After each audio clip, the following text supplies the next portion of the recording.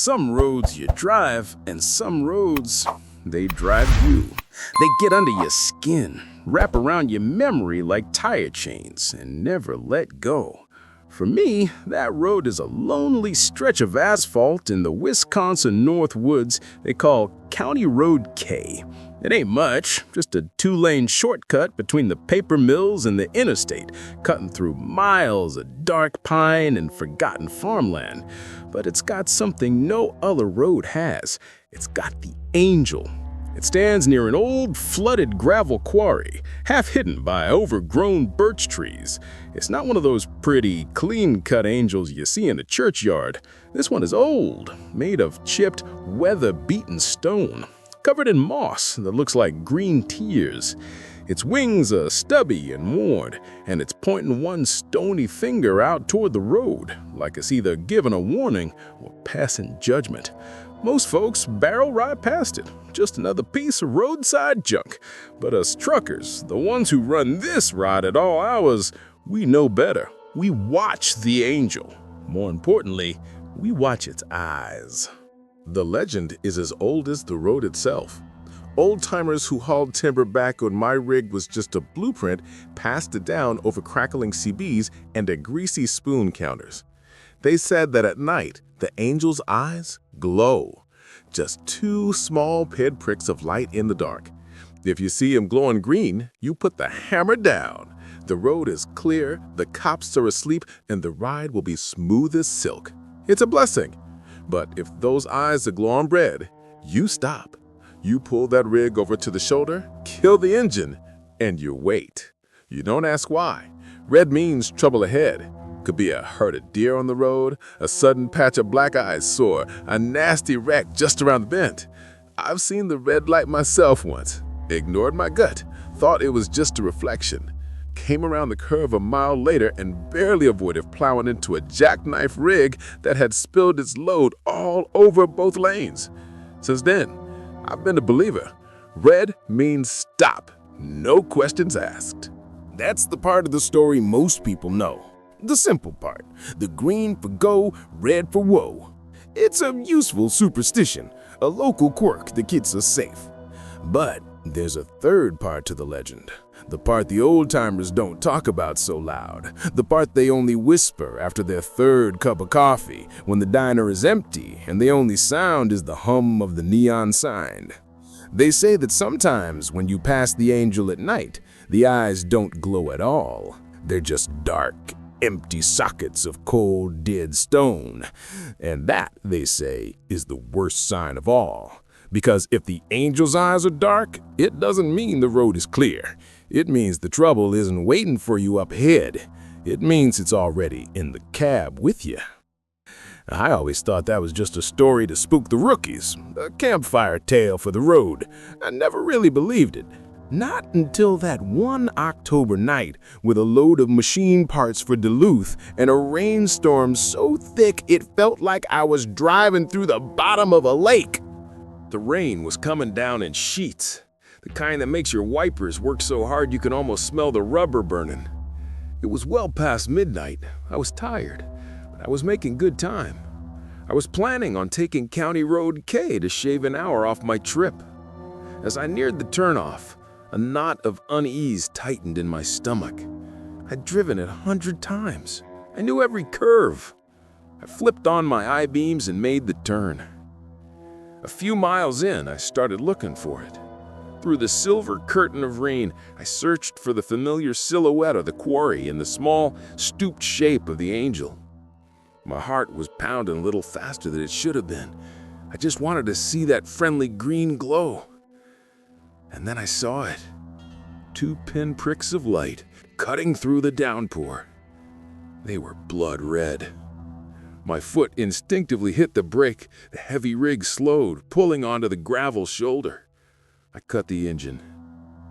The roar died, replaced by the relentless drumming of rain on the roof of the cab. I sat there in the dark. Red means stop. You wait. I waited for what felt like an eternity. 10 minutes, 20, nothing but the storm. Just as I was about to give up, a flicker of movement caught my eye. Not on the road ahead, but in my side mirror. A figure. A man. Standing on the edge of the road just behind my trailer, looking right at me.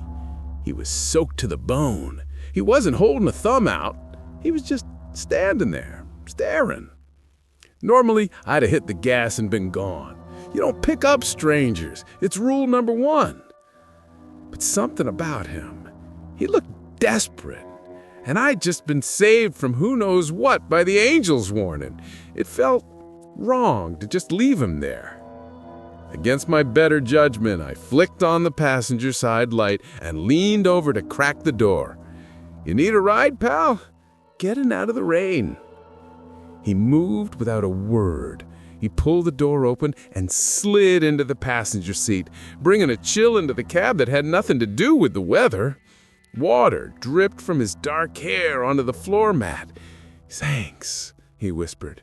His voice was raspy, thin as a wire. "No problem," I said, firing up the engine. "Where you headed?"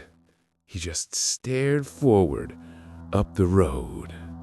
I was about to pull out when I glanced at the quarry one last time. The angel's eyes were still there, but they weren't red anymore. They were green. The trouble was gone. The path was clear. I took a deep breath, relieved, and pulled my rig back onto the blacktop. The first 10 miles was silent. Not a comfortable silence, but a heavy, charged one. My passenger just sat there, perfectly still. He didn't shiver. He didn't try to wipe the water from his face. He just stared ahead. "I'ma talk about nature. Nasty night to be out," I said. He didn't turn his head. A moment passed. "Yes. Okay." I tried again. "You live around here?" "No," he said.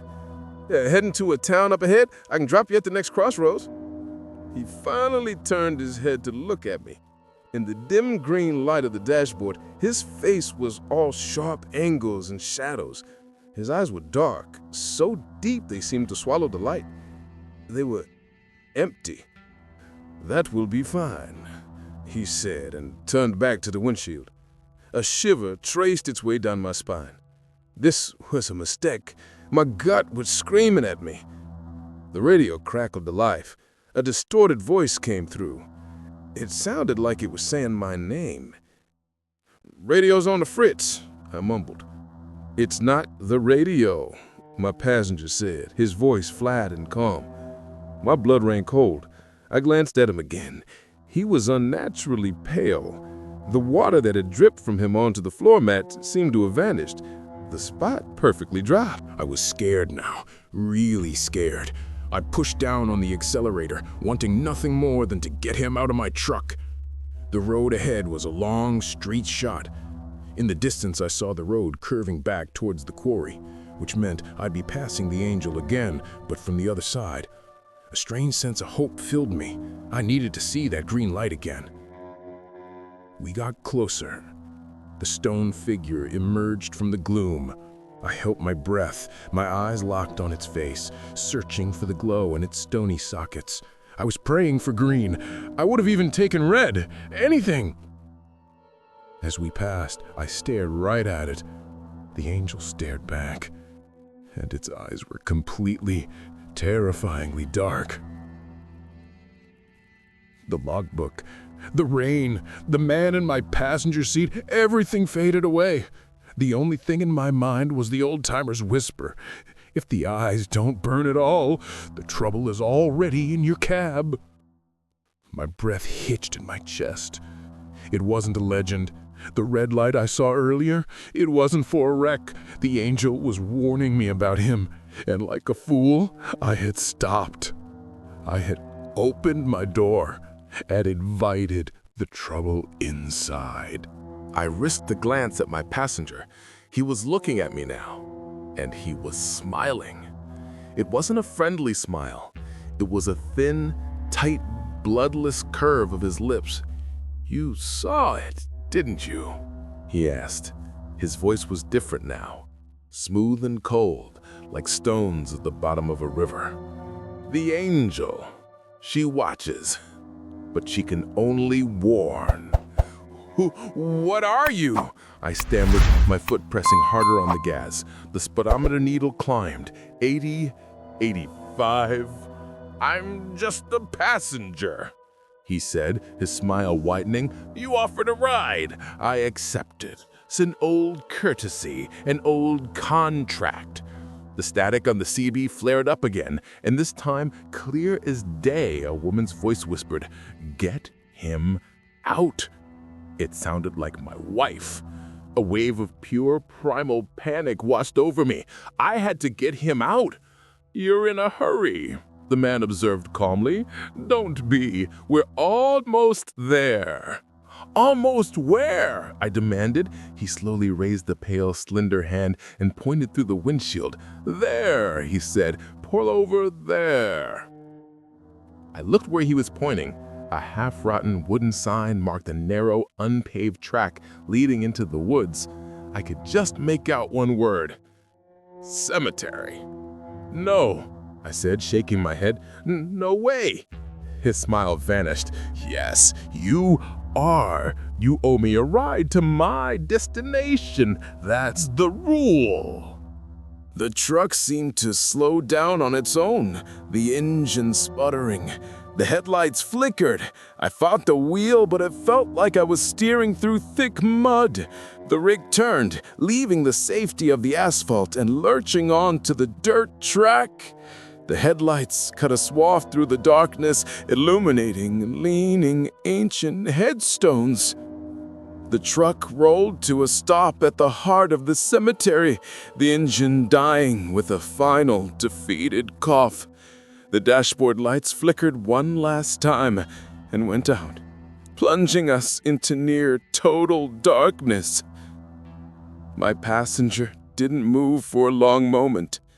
"Thank you for the ride," he said, his voice returning to that soft, raspy whisper. He turned his head and looked at me, and his eyes, for a split second, I swear I saw them glow with a faint, dying red light. "The toll is paid." He opened the door and stepped out. He closed it gently. I watched, mesmerized and terrified, as he walked away. He moved between the graves, a pale, thin shadow, and then it was gone, vanished as if the earth itself had swallowed him up. For a full minute, I didn't move. Then the spell broke. I fumbled for the ignition. The engine roared back to life. I didn't bother turning around. I slammed the truck into gear and plowed right through the mud, back onto the blessed blacktop of County Road K. I floored it. I didn't slow down until I saw the bright, beautiful neon lights of a 24-hour truck stop an hour down the interstate. I stumbled inside, soaked in a cold sweat, and ordered the strongest coffee they had. An old driver sitting at the counter looked me over. "You look like you've seen a ghost, son," he grunted. "Worse," I managed to croak. "I gave one a ride." I told him the whole story. He listened patiently. When I was done, he just nodded slowly. "You're lucky," he said. "Some drivers who see the dark eyes, they ain't around to tell the story. Whatever you picked up, it had a debt to pay or a soul to collect. Seems all it wanted from you was the ride." He took a sip of his coffee.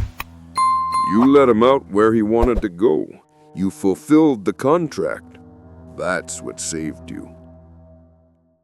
I never drove County Road K again. I take the long way around now. Sometimes when the rain is beating against my windshield, I think of him, and I think of the angel. It's not just a statue, it's a warning system. Green for go, red for slow. But I'm one of the few who knows the third rule. I still drive the long, lonely roads of America, but I don't stop for anyone. Not anymore, because I know what it feels like when the angel's eyes go dark and the real trouble is sitting right beside you, just waiting for its stop.